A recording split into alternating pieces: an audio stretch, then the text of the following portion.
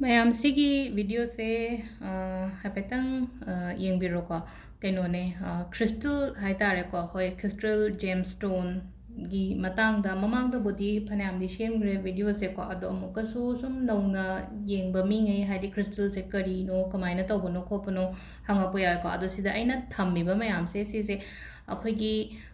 ꯈꯪꯗꯕꯁꯨ ꯌꯥꯎꯋꯦꯅ ꯍꯥꯏꯗꯤ ꯑꯗꯨꯝ ꯑꯩꯒ ꯄꯥꯎ ꯐꯥꯎꯅꯕ ꯉꯝꯗꯕꯁꯨ ꯌꯥꯎꯋꯦ ꯑꯗꯒꯤ ꯍꯥꯏꯗꯤ ꯃꯦꯁꯦꯖ ꯃꯌꯥꯝ ꯂꯥꯛꯑꯦ ꯍꯟꯕ ꯉꯝꯗꯕ ꯑꯩꯅ ꯀꯩꯅꯣ ꯇꯧꯍꯧꯗꯕꯁꯨ ꯌꯥꯎꯋꯦꯀꯣ ꯑꯗꯨꯗꯨꯅ ꯑꯗꯨꯝ ꯚꯤꯗꯤꯑꯣ ꯑꯣꯏꯅ ꯁꯦꯝꯃꯒꯦꯅ ꯁꯦꯝꯃꯛꯄꯅꯦꯀꯣ ꯏꯄꯣꯛ ꯅꯨꯃꯤꯠꯀꯤ ꯃꯇꯨꯡ ꯏꯟꯅꯁꯨ ꯑꯗꯨꯝ ꯌꯨꯁ ꯇꯧꯕ ꯌꯥꯏꯕ ꯈ꯭ꯔꯤꯁꯇꯜꯁꯦꯀꯣ ꯍꯥꯏꯗꯤ ꯅꯤꯡꯊꯧꯀꯥꯕ ꯄꯣꯛꯄ ꯂꯩꯕꯥꯛꯄꯣꯛꯄ ꯄꯣꯛꯄ ꯅꯣꯡꯃꯥꯏꯖꯤꯡ ꯄꯣꯛꯄꯀꯣ ꯑꯗꯨꯒꯤ ꯃꯇꯨꯡ ꯏꯟꯅ ꯌꯨꯁ ꯇꯧꯕꯁꯨ ꯌꯥꯏ ꯅꯠꯇ꯭ꯔꯒ ꯑꯩꯒꯤ ꯂꯩꯔꯤꯕ ꯄ꯭ꯔꯣꯕ꯭ꯂꯦꯝꯗꯨꯒꯤ ꯃꯇꯨꯡ ꯏꯟꯅ ꯌꯨꯁ ꯇꯧꯕꯁꯨ ꯌꯥꯏꯀꯣ ꯖꯣꯕꯀꯤ ꯍꯥꯏꯔꯁꯦꯀꯣ ꯖꯣꯕꯀꯤ ꯈ꯭ꯔꯤꯁꯇꯜ ꯇꯧꯕꯤꯕ ꯌꯥꯏ ꯃꯤꯅ ꯌꯦꯡꯁꯤꯟꯕ ꯍꯥꯏꯔꯁꯦ ꯃꯤꯅ ꯌꯦꯡꯁꯤꯟꯕꯒꯤ ꯈ꯭ꯔꯤꯁꯇꯜ ꯁꯦꯝꯕ ꯌꯥꯏ ꯑꯗꯒꯤ ꯍꯦꯜꯊꯀꯤ ꯍꯥꯏꯔꯁꯦꯀꯣ ꯍꯦꯜꯊꯀꯤ ꯅꯥꯕꯒꯤ ꯈꯣꯠꯄꯒꯤ ꯍꯧꯖꯤꯛ ꯀꯩꯅꯣꯗ ꯏꯝꯐꯥꯜꯗ ꯍꯧꯖꯤꯛ ꯂꯩꯔꯤꯕ ꯌꯨꯝꯗ ꯁ꯭ꯇꯣꯔ ꯃꯆꯥ ꯑꯃ ꯂꯩꯕꯗꯨꯗ ꯍꯥꯏꯗꯤ ꯑꯗꯨꯝ ꯚꯤꯖꯤꯠ ꯇꯧꯕꯤꯕ ꯌꯥꯒꯅꯤꯀꯣ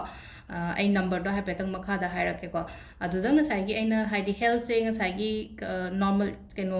ꯑꯃꯈꯛꯇꯪ ꯄꯔꯇꯤꯀꯨꯂꯔ ꯑꯃꯈꯛꯇꯪ ꯅꯠꯇꯕꯤꯗ ꯑꯇꯩ ꯑꯇꯩ ꯕꯤ ꯄꯤꯒꯤ ꯕ꯭ꯔꯦꯁꯂꯦꯠꯀꯨꯝꯕ ꯁꯦꯝꯍꯜꯂꯦ ꯑꯔꯊ꯭ꯔꯥꯏꯇꯤꯁꯀꯤ ꯁꯦꯝꯍꯜꯂꯦꯀꯣ ꯑꯗꯒꯤ ꯑꯩꯈꯣꯏꯒꯤ ꯀꯩꯅꯣ ꯍꯥꯏꯇꯥꯔꯦꯀꯣ ꯍꯥꯏꯗꯤ ꯁꯨꯒꯔꯒꯤ ꯀꯩꯒꯤꯒꯨꯝꯕꯁꯨ ꯑꯗꯨꯝ ꯁꯦꯝꯕꯁꯨ ꯌꯥꯎꯈ꯭ꯔꯦ ꯑꯗꯣ ꯁꯨꯒꯔꯒꯤꯗꯣ ꯍꯥꯏꯗꯤ ꯁ꯭ꯇꯣꯛꯇ ꯈꯇꯪ ꯂꯩꯔꯝꯗꯧ ꯃꯥꯟꯗꯦꯅ ꯈꯟꯕꯗ ꯑꯗꯣ ꯑꯗꯨꯝ ꯂꯩꯗꯤ ꯂꯩꯔꯅꯤ ꯁꯤꯒꯤ ꯍꯥꯏꯗꯤ ꯀꯣरिꯌꯔ ꯀꯩꯀꯥ ꯊꯥꯗꯣꯛ ꯊꯥꯖꯤꯟ ꯌꯥꯔꯛꯑꯒꯗꯤ ꯑꯗꯣ ꯄ꯭ꯔꯦꯒꯅꯦꯟꯁꯤ ꯀꯔꯤ ꯀꯔꯥꯒꯤ ꯑꯗꯨꯝꯕꯁꯨ ꯂꯩꯖꯔꯦꯀꯣ ꯑꯗꯣ ꯂꯣꯏꯅꯃꯛ ꯍꯥꯏꯇꯥꯔꯦꯀꯣ ꯑꯉꯥꯡ ꯂꯥꯏꯔꯤꯛ ꯄꯥꯅꯤꯡꯅꯕ ꯈꯣꯠꯅꯤꯡꯅꯕ ꯍꯥꯏꯇꯥꯔꯦꯀꯣ ꯈ꯭ꯔꯤꯁꯇꯜꯁꯦ ꯑꯩꯈꯣꯏꯅ ꯈꯪꯗꯕꯒꯤꯅꯦꯕ ꯍീൽ ꯌꯥꯝꯅ ꯇꯧꯕꯗꯣ ꯍꯥꯏꯗꯤ ꯃꯉꯣꯟꯗ ꯌꯥꯎꯔꯤꯕ ꯄ꯭ꯔꯣꯄꯔꯇꯤꯁꯦꯀꯣ ꯍꯥꯏꯗꯤ ꯍീലിꯡ ꯍꯥꯏꯇꯥꯔꯦꯀꯣ ꯍീലിꯡ ꯄ꯭ꯔꯣꯄꯔꯇꯤꯁ ꯑꯃ ꯌꯥꯎꯔꯦ ꯁ꯭ꯄꯤꯔꯤꯆꯨꯋꯦꯜ ꯄ꯭ꯔꯣꯄꯔꯇꯤꯁ ꯌꯥꯎꯔꯦ ꯑꯗꯒꯤ ꯑꯃꯅ ꯑꯩꯈꯣꯏꯒꯤ ꯑꯣꯔꯥ ꯀ꯭ꯂꯦꯟꯖꯤꯡ ꯀꯥꯏꯅ ꯍꯥꯏꯔꯁꯤꯅꯦꯀꯣ ꯑꯣꯔꯥ ꯀ꯭ꯂꯦꯟꯖꯤꯡ ꯍꯥꯏꯔꯒꯗꯤ ꯐꯠꯇꯕ ꯉꯥꯛꯊꯣꯛꯅꯕ ꯑꯩꯈꯣꯏꯗ ꯆꯪꯗꯅꯕꯒꯤꯗꯃꯛꯇ ꯍꯥꯏꯇꯥꯔꯦꯀꯣ ꯑꯗꯨꯃꯥꯏꯅ ꯍꯥꯏꯗꯤ ꯃꯌꯥꯝ ꯑꯃ ꯂꯩꯈ꯭ꯔꯦꯕ ꯍꯥꯏꯗꯤ ꯅꯨꯡꯒꯤ ꯃꯇꯨꯡ ꯏꯟꯅ ꯍꯥꯏꯗꯤ ꯃꯥꯒꯤ ꯀꯥꯟꯅꯕꯒꯤ ꯃꯥꯒꯤ ꯀꯩꯅꯣ ꯑꯃꯁꯨ ꯂꯣꯏ ꯂꯩꯖꯩꯀꯣ ꯑꯗꯣ ꯁꯤꯗ ꯍꯥꯏꯇꯥꯔꯦꯀꯣ ꯁꯝꯅ ꯍꯥꯏꯔꯕꯗ ꯏꯄꯣꯛ ꯅꯨꯃꯤꯠ ꯍꯥꯏꯔꯁꯦꯀꯣ ꯏꯄꯣꯛ ꯅꯨꯃꯤꯠꯁꯦ ꯑꯩꯈꯣꯏꯅ ꯖꯦꯝꯁꯇꯣꯟꯗꯤ ꯂꯩꯇ꯭ꯔꯦ ꯑꯩꯉꯣꯟꯗ ꯁꯤꯗ ꯍꯥꯏꯇꯥꯔꯦꯀꯣ ꯖꯦꯝꯁꯇꯣꯟꯁꯤꯗ ꯂꯩꯇ꯭ꯔꯦ ꯍꯥꯏꯔꯒꯗꯤ ꯑꯩ ꯌꯨꯝꯗ ꯂꯩꯇ꯭ꯔꯕ ꯖꯦꯝꯁꯇꯣꯟꯁꯤꯗꯤ ꯑꯗꯨꯗꯨꯅ ꯍꯥꯏꯗꯤ ꯀꯩꯅꯣꯗꯗꯤ ꯂꯩꯕꯤꯒꯅꯤꯀꯣ ꯗꯨꯀꯥꯟꯗꯗꯤ ꯂꯩꯒꯅꯤ ꯑꯗꯣ ꯍꯥꯏꯐꯦꯠꯇꯪ ꯈ꯭ꯔꯤꯁꯇꯜꯁꯦ ꯑꯩꯉꯣꯟꯗ ꯂꯩꯕ ꯁꯤꯒꯤ ꯂꯩꯔꯤꯕ ꯄꯣꯠ ꯃꯌꯥꯝꯁꯦ ꯑꯥꯗꯁꯨ ꯑꯗꯨꯝ ꯐꯪꯕꯤꯒꯅꯤꯀꯣ ꯏꯝꯐꯥꯜꯒꯤ ꯀꯩꯒꯤ ꯑꯣꯏꯔꯒꯗꯤ ꯑꯗꯨꯒ ꯃꯄꯥꯟꯒꯤ ꯗꯦꯂꯤꯚꯔꯤꯒꯤ ꯑꯣꯏꯔꯒꯅ ꯑꯗꯨꯝ ꯑꯩꯉꯣꯟꯗ ꯗꯥꯏꯔꯦꯛꯂꯤ ꯑꯗꯨꯝ ꯀꯣꯟꯇꯦꯛ ꯇꯧꯕꯤꯔꯣ ꯏꯟꯁꯇꯥꯒ꯭ꯔꯥꯝꯗ ꯅꯝꯕꯔ ꯌꯥꯎꯕꯅꯦꯀꯣ ꯃꯄꯥꯟꯒꯤ ꯑꯣꯔꯗꯔ ꯍꯥꯏꯔꯒꯗꯤ ꯏꯟꯗꯤꯌꯥ ꯃꯅꯨꯡꯒꯤ ꯑꯗꯨꯒ ꯃꯄꯥꯟꯒꯤꯁꯨ ꯑꯗꯨꯝ ꯆꯠꯂꯦꯀꯣ ꯑꯩꯈꯣꯏꯒꯤ ꯃꯩꯇꯩ ꯏꯆꯤꯜ ꯏꯅꯥꯎ ꯃꯄꯥꯟꯗ ꯂꯩꯕ ꯈꯣꯠꯄ ꯑꯗꯨꯝ ꯑꯩ ꯊꯥꯏꯀꯣ ꯑꯗꯨꯝ ꯂꯣꯏꯅꯃꯛ ꯑꯗꯨꯝ ꯊꯥꯕ ꯌꯥꯅꯤ ꯑꯗꯨꯝ ꯑꯣꯔꯗꯔꯒꯨꯝꯕ ꯀꯩꯅꯣ ꯇꯧꯕꯤꯔꯛꯑꯒꯗꯤꯀꯣ ꯑꯗꯣ ꯁꯤꯗꯀꯣ ꯍꯥꯏꯗꯤ ꯑꯩ ꯉꯁꯥꯏ ꯍꯥꯏꯕꯗꯣ ꯏꯄꯣꯛ ꯅꯨꯃꯤꯠꯀꯤ ꯃꯇꯨꯡ ꯏꯟꯅ ꯍꯥꯏꯐꯦꯠꯇꯪ ꯌꯦꯡꯉꯁꯦꯕ ꯈ꯭ꯋꯥꯏ ꯐꯥꯔꯁꯇꯀꯣ ꯍꯥꯏꯗꯤ ꯈ꯭ꯔꯤꯁꯇꯜꯁꯨ ꯍꯥꯏꯔꯒꯦ ꯖꯦꯝꯁꯇꯣꯟꯁꯨ ꯍꯥꯏꯐꯦꯠꯇꯪ ꯍꯥꯏꯇꯥꯔꯦꯀꯣ ꯍꯥꯏꯗꯤ ꯔꯥꯁꯤ ꯈꯪꯗꯕ ꯌꯥꯎꯋꯤꯅꯀꯣ ꯍꯥꯏꯗꯤ ꯔꯥꯁꯤ ꯀꯨꯊꯤ ꯏꯍꯧꯗꯕꯅꯤ ꯈꯪꯗꯦ ꯑꯃꯅꯤ ꯈꯪꯗꯦ ꯅꯠꯇꯕꯤꯗ ꯑꯩꯈꯣꯏꯒꯤ ꯑꯩꯈꯣꯏ ꯃꯩꯇꯩꯒꯤꯕꯨꯗꯤ ꯀꯨꯊꯤ ꯏꯔꯦ ꯑꯗꯨꯒ ꯃꯨꯁꯂꯤꯝ ꯑꯩꯅ ꯌꯦꯡꯕ ꯌꯥꯎꯔꯛꯑꯦꯀꯣ ꯀ꯭ꯂꯥꯏꯟꯗ ꯃꯣꯏ ꯈꯪꯗꯦ ꯍꯥꯏꯔꯛꯄ ꯌꯥꯎꯋꯦꯕ ꯑꯗꯨꯗꯨꯅ ꯍꯥꯏꯗꯤ ꯑꯩꯒꯤ ꯏꯄꯣꯛ ꯅꯨꯃꯤꯠꯀꯨꯝꯕꯗꯤ ꯈꯪꯉꯤꯗꯅꯀꯣ ꯏꯄꯣꯛ ꯅꯨꯃꯤꯠꯀꯤ ꯑꯗꯨꯒꯤ ꯑꯀꯣꯔꯗꯤꯡꯂꯤ ꯑꯩꯈꯣꯏꯅ ꯈ꯭ꯔꯤꯁꯇꯜꯒꯨꯝꯕ ꯁꯤꯖꯤꯟꯅꯕꯤꯕ ꯌꯥꯏꯀꯣ ꯑꯗꯣ ꯁꯤꯗꯀꯣ ꯑꯩꯅ ꯈ꯭ꯋꯥꯏ ꯐꯥꯔꯁꯇꯀꯣ ꯁꯤ ꯊꯝꯃꯤꯁꯦ ꯃꯨꯟꯁꯇꯣꯟ ꯀꯣ ꯃꯨꯟꯁꯇꯣꯟꯁꯦ ꯑꯩꯈꯣꯏꯅ ꯃꯟꯗꯦ ꯄꯣꯛꯄ ꯃꯤꯉꯩꯒꯤ ꯑꯣꯏꯅ ꯃꯨꯟꯁꯇꯣꯟꯁꯦ ꯁꯤꯖꯤꯟꯅꯕꯤꯕ ꯌꯥꯏꯀꯣ ꯁꯤꯗ ꯂꯩꯔꯦꯀꯣ ꯈ꯭ꯋꯥꯏ ꯐꯥꯔꯁꯀꯤꯀꯣ ꯍꯥꯏꯗꯤ ꯃꯟꯗꯦꯗ ꯄꯣꯛꯄ ꯃꯤꯉꯩꯒꯤ ꯑꯗꯣ ꯍꯥꯏꯗꯤ ꯃꯥꯒꯤ ꯀꯥꯟꯅꯕꯁꯨ ꯀꯔꯤꯅꯣ ꯍꯥꯏꯕꯗꯨꯁꯨ ꯑꯩ ꯁꯝꯂꯞꯅ ꯍꯥꯏꯔꯛꯀꯦꯀꯣ ꯃꯇꯨꯡꯗꯀꯣ ꯍꯥꯏꯗꯤ ꯔꯦꯗ ꯖꯦꯁꯄꯔ ꯅꯠꯇ꯭ꯔꯒ ꯔꯦꯗ ꯀꯥꯔꯅꯦꯂꯤꯌꯟꯁꯦꯀꯣ ꯁꯤ ꯁꯤꯕꯤꯕ ꯌꯥꯏꯀꯣ ꯂꯩꯕꯥꯛ ꯄꯣꯛꯄ ꯉꯩꯅ ꯔꯦꯗ ꯖꯦꯁꯄꯔ ꯅꯠꯇ꯭ꯔꯒ ꯔꯦꯗ ꯀꯥꯔꯅꯦꯂꯤꯌꯟꯁꯦ ꯑꯩꯈꯣꯏꯒꯤ ꯂꯩꯕꯥꯛ ꯄꯣꯛꯄ ꯃꯤꯉꯩ ꯁꯤꯕ ꯌꯥꯏꯀꯣ ꯑꯗꯨꯒ ꯑꯩꯈꯣꯏꯒꯤ ꯁꯤꯁꯤꯅ ꯄꯦꯔꯤꯗꯣꯠ ꯀꯧꯏꯀꯣ ꯄꯦꯔꯤꯗꯣꯠꯁꯦ ꯑꯩꯉꯣꯟꯗꯗꯤ ꯂꯩ ꯏꯝꯐꯥꯜꯗꯗꯤ ꯁ꯭ꯇꯣꯛꯇ ꯂꯩꯇꯦ ꯒ꯭ꯔꯤꯟ ꯑꯦꯚꯦꯟꯆꯨꯔꯤꯟ ꯁꯤꯖꯤꯟꯅꯔꯁꯨ ꯌꯥꯏ ꯄꯦꯔꯤꯗꯣꯠ ꯁꯤꯖꯤꯟꯅꯔꯁꯨ ꯌꯥꯏꯀꯣ ꯍꯥꯏꯗꯤ ꯄꯦꯔꯤꯗꯣꯠꯁꯦ ꯑꯩꯈꯣꯏꯅ ꯀꯩꯅꯣ ꯌꯨꯝꯖ ꯀꯩꯁꯒꯤ ꯑꯣꯏꯅꯀꯣ ꯄꯦꯔꯤꯗꯣꯠꯁꯦ ꯌꯨꯁ ꯇꯧꯕꯤꯕ ꯌꯥꯔꯦ ꯁꯤꯇ꯭ꯔꯤꯟ ꯀꯣ ꯌꯦꯜꯂꯣꯋꯤꯁ ꯀꯂꯔ ꯆꯪꯕꯁꯦꯀꯣ ꯁꯤꯇ꯭ꯔꯤꯟꯁꯤꯅ ꯑꯩꯈꯣꯏꯒꯤ ꯁꯒꯣꯜꯁꯦꯟ ꯄꯣꯛꯄ ꯃꯤꯉꯩꯒꯤ ꯑꯣꯏꯅ ꯁꯤꯇ꯭ꯔꯤꯟꯁꯦ ꯁꯤꯖꯤꯟꯅꯕꯤꯌꯨꯀꯣ ꯑꯗꯨꯒ ꯑꯃꯅ ꯑꯦꯀꯣꯃꯦꯔꯥꯏꯟ ꯀꯣ ꯑꯦꯀꯣꯃꯦꯔꯥꯏꯟꯁꯦ ꯑꯩꯈꯣꯏꯒꯤ ꯏꯔꯥꯏ ꯄꯣꯛꯄ ꯃꯤꯒꯤ ꯑꯣꯏꯅ ꯍꯥꯏꯗꯤ ꯑꯦꯀꯣꯃꯦꯔꯥꯏꯟꯁꯦ ꯑꯗꯨꯝ ꯁꯤꯕ ꯌꯥꯏꯕ ꯍꯥꯏꯗꯤ ꯌꯦꯡꯗ꯭ꯔꯁꯨ ꯑꯗꯨꯝ ꯁꯤꯖꯤꯟꯅꯕꯗ ꯑꯀꯥꯏꯕ ꯀꯩꯁꯨ ꯂꯩꯇꯦꯕ ꯈ꯭ꯔꯤꯁꯇꯜꯒꯤ ꯍꯥꯏꯇꯥꯔꯦꯀꯣ ꯃꯥꯒꯤ ꯁꯥꯏꯠ ꯏꯐꯦꯛ ꯀꯔꯤ ꯀꯔꯥ ꯑꯗꯨꯝꯕꯗꯤ ꯍꯣꯏ ꯖꯦꯝꯁꯇꯣꯟꯗꯗꯤ ꯈꯔ ꯂꯩꯀꯣ ꯆꯥꯅꯕ ꯆꯥꯅꯗꯕ ꯈ꯭ꯔꯤꯁꯇꯜꯗꯗꯤ ꯀꯩꯁꯨ ꯊꯣꯏꯗꯣꯛꯄ ꯀꯩꯝꯇ ꯂꯩꯇꯦꯕ ꯍꯥꯏꯗꯤ ꯁꯤ ꯁꯤꯔꯒ ꯑꯩꯉꯣꯟꯗ ꯔꯤꯌꯦꯛꯁꯟ ꯑꯗꯨꯃꯥꯏꯅ ꯊꯣꯛꯂꯛꯀꯅꯤ ꯈꯣꯠꯂꯛꯀꯅꯤ ꯍꯥꯏꯕꯒꯤ ꯀꯩꯝꯇ ꯂꯩꯇꯦ ꯈ꯭ꯔꯤꯁꯇꯜ ꯍꯥꯏꯗꯤ ꯍꯤꯂꯤꯡ ꯄ꯭ꯔꯣꯄꯔꯇꯤꯁ ꯉꯥꯛꯇꯅꯦꯕ ꯃꯥꯁꯦ ꯁ꯭ꯄꯤꯔꯤꯆꯨꯋꯦꯜ ꯃꯦꯟꯇꯦꯜ ꯑꯗꯒꯤ ꯑꯩꯈꯣꯏꯒꯤ ꯑꯣꯔꯥ ꯀ꯭ꯂꯦꯟꯖꯤꯡ ꯀꯔꯤ ꯀꯔꯥ ꯁꯨꯒꯨꯝꯕꯗ ꯉꯥꯛꯇ ꯑꯣꯏꯅ ꯇꯧꯕꯅꯤꯅ ꯖꯦꯝꯁꯇꯣꯟ ꯅꯠꯇꯕꯅꯤꯅ ꯍꯥꯏꯗꯤ ꯈ꯭ꯔꯤꯁꯇꯜꯒꯤꯗꯤ ꯑꯗꯨꯝ ꯌꯦꯡꯗ꯭ꯔꯒꯁꯨ ꯚꯤꯗꯤꯑꯣ ꯌꯦꯡꯉꯒ ꯑꯗꯨꯝ ꯑꯣꯔꯗꯔ ꯇꯧꯕꯤꯔꯁꯨ ꯌꯥꯏꯀꯣ ꯑꯦꯀꯣꯃꯔꯥꯏꯟꯁꯦ ꯂꯩꯔꯦꯀꯣ ꯏꯔꯥꯏ ꯅꯨꯃꯤꯠꯀꯤ ꯑꯗꯨꯒ thang se di ko hai di kai no oire amethyst ka kai no se de ko ani si dagi ama dum shibire swe ko loina mutak tar ko amu am le purple ma chum le ko hai di black tourmaline or black tourmaline jo hai to ga si se black onyx so hai ko aduga natraga na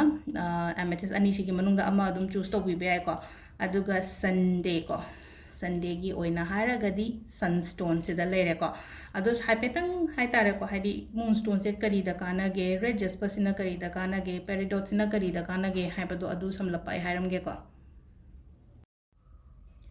ado quite first ki moonstone se ko hari magi healing properties e ke no hai kan the spiritual the like ko spiritual healing properties mon da yawe ko ado nga sai gi akoina monday pokpa mi se yamna sensitive oiba emotional oiba ko pa dumaina oigalina haidi control ngam da bu amu adagi intuitive oiba harasine ko haidi aina khalli ba po se ta oigan ba khot ba haida phaba khalle aphaba oiba phatra ba khalle phataba oiba ko pa adum ba mayam du su katang control tauna ba ko aduga balance laina ba hai tare ko aigi crown chakra hai tare ko hadi kok sidagi loina thola inga tane crown chakra se balance oiraga dinga sai ga aina emotional oiba mayam mamang daga he aina thawai nuai ta ba khot ba hadi aina utning drago se uthoki ba gumba hai tare ko adum ba mayam do loina balance tauna ba gi damakta hadi koina moonstone se sizna bi ba ya ba ko ado mathangi koina lapoi ko lapoi gi red jasper se mu ha ke ko ado sigi red jasper se ko haidi nupi ki oina so yam phai ko phaba bude haidi I nungshit phataba khotaba gumba leiba se hai tare ko sumaina red jasper gumba season abi be hai obstacles leiba haira sine ko life ta obstacles gumba leiba khotpa sugumba da su hai tare ko ayeda pan adum leiba do kaino ma tawba matam da ado red jasper gumba se sibi ba yai ba haidi leba pokpa ki oina haira agadi ado akoigi mathangi sina ko peridot hairiba crystal se ko peridot se dum akoigi ko haidi lan thum hai tare ko line haidi abundance prosperity gumba attract over dagi nungsiba haira sine ko haidi relationship gumba de yam phagat pa copy ba haidi wakhan nungai ba ko haidi wakhan nungai ba gumba kaino ma tawba da yamna thawai yauna tawba hai tare ko aigi thabak makta tawre haina khalase yamna passionately tawba khopa dumaina hai tare ko adi magi kana ba se peridot si bagi ado si similar ko koina yumja kaisa gi oina haira gati ko sagun sen gi se koina citrine ko citrine se haidi adum haina ko ina lak kumba keno taw taba ko taba se haidi citrine si bio na haidi lak enhance taw ena daw ya taba gumba le raga di citrine se dum si bi bai ko dum sai si na sagun sen gi were ko ado aina hai tare ko se gi problem ngai se le raga dum ai haidi magi keno kana ba se hai bani na haidi si mak na traga so dum aina khalla ga dum si bi bai ba citrine se ena se haidi lak tum le re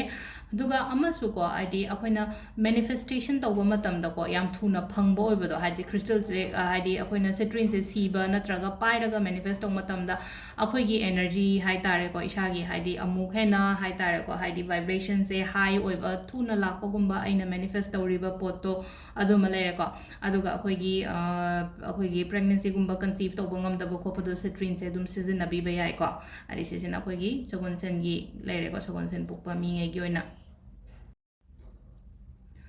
mathangi sena akoigi aquamarine ko aquamarine se mu se je ma se akoina kano healing properties kumba gi manung da chale ko mu ka ada healing properties kumba manung da chalak panina hai tare ko health issues kumba leiba ko pa leiba se hai tare ko hadi hakchang da phatta ba nuai ta ba gumba leiba se hai tare ko adu do phahan ba oi ba hai tare ko main oina health ki oina so yamna oire ko aduga akoigi emotional healing kari kra su gumba mayam da su kana ba pi ko magi aquamarine se ge mathangi sina amethyst ke ko amethyst ki kana badi me ama legra ko haidi anxiety leba stress leba shaugan ba kokan ba adagi adi akoina addiction book ta hai tare ko amethyst kumba se siba natraga thambi ba phayo mogi lukhum gumba da kai da leina ko haidi masa ta siyo ka hai ba matam da haidi ngasai gi to addiction haira gani sa sa cha ba khoppa gumba hai tare ko thado pangam da ba koina di thado haning ba ichane natraga issue ne ha ba ko ne na ko adi thado pangam da ba khota ba gumba da se amethyst kumba siba phai aduga lairik ki oina su yam phai ba hai tare kok nungai taba khotaba adumba da su hai tare ko haidi akoina kok nungai taba haragadi tumba yadaba ka harasine ko tumba yadaba gi problem adagi concentrate to bangam da ba focus to bangam da ba khotaba mayam sida akoina amethyst sibi ba phai ko aduga black tourmaline haraga de mosisina hadi phatau di dei ngau thopo khotopa dumaina oina oire ko hadi phatau di ngau thopo negative energy negative people toxic people sugumba mayam sida gi hai tare ko ngau thoko topa dumaina leire ko last ki sina ko hanumai jing gi oina numai jing sunstone ko sunstone sina akhoi da kai kana ge ha matam da Sunday haire ko hari nomaijing Sunday ko Sunday se numit haira ga di khwai da gi bright oiba planet ore na ko makok chingna thabak tawgadaba mi ne ba makok chingna thabak tawgadaba hadi leadership quality legadaba hadi numit tong na ngan gadaba mayam gi mamang da ko adumaina oiba ne na hadi sunstone gumba siba da moida kana bo oiba hai tar do chorapa hai petang gemstone gi oina hara ga ju hai kuthi keno ta prefer to budi khoi degi kuthi yeng thoga na traga hadi personal session gumba lawraga hadi karamba gemstone na hena chana ga dagi khot ka dagi hai ba do kan ta do hadi kem ta yeng de just ama sum sining ya ga har ga dum ahi sida dum hai pet mana na ko moonstone si ba yare ko hadi monday gi oina moonstone si ba yare aduga Tuesday gi oina red coral gumba shi bi ai Wednesday khoi gi emerald si ba ai ko aduga Thursday yellow sapphire si ba ai ko adagi khoi gi aquamarine dum aquamarine si ba yare ko hadi keno no misina ko irai no misina ko adu Saturday se dum akoi amethyst si ba ai ko amethyst si ba ai keno like onyx gumba si ba ai ko aduga Sunday sina ko sunstone sima su leijare ruby gumba si ba su ai ko adu si sina hadi gemstone gi matang na gemstone si ge haragadi ha petang consult tawrogo si bio crystal gi oina haragadi ko dum si dum lawraga dum si bi ba yare ko adu sida leire ngasi gi ko hadi crystal te makal mayam budi le ko sida akoina si akoina Labrador kind of high ko size ado Labrador gumba keno lay base akoina emotional healing gumba hai tare ko emotional healing gumba phaba khotpa mai lai sida ko sina red carnelian hai tare ko sina red jasper hai ko red jasper red carnelian dum adum keno to be ko sina mu yam lang mani nu pa na siba hangoi ga dam ni na si red jasper so ina sibi be ai ba ko aduga customize pudi lay ko customize se hadi personal kadaina yam customize dum aina mix tawraga loina sem ba jenga sai gi sida nga sai gi ai peridot su sininge ko keno su sininge